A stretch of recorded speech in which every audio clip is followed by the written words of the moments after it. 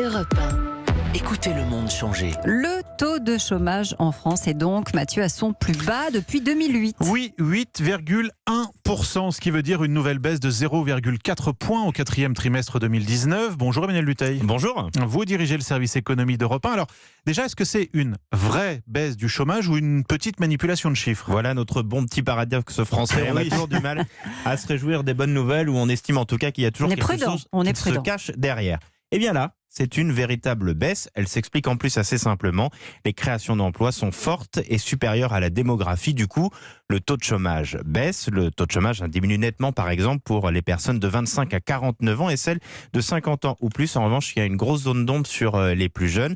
Sur un an, la baisse du taux de chômage est plus marquée pour les femmes et le chômage de longue durée recule lui aussi. Mine de rien, sur un an, si on regarde au global, il y a près de 200 000 chômeurs en moins.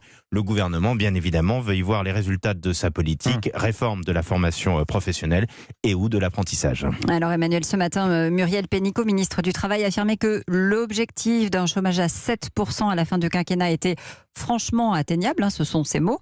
Vous en pensez quoi ? Alors déjà, on va essayer de regarder les chiffres. Si on regarde la France métropolitaine et seulement, le taux de chômage est déjà aujourd'hui, entre guillemets, de seulement 7,9%. Si on regarde les départements français, vous en avez déjà 24 qui sont sous la barre des 7%. Donc on n'en est finalement pas si loin. Donc clairement, oui, ça semble atteignable. Surtout que je vous rappelle, comme je vous disais tout à l'heure, la démographie est un élément très important et plus favorable. Ça veut dire quoi ? Ça veut dire qu'il faut créer moins d'emplois qu'avant pour faire reculer le taux de chômage.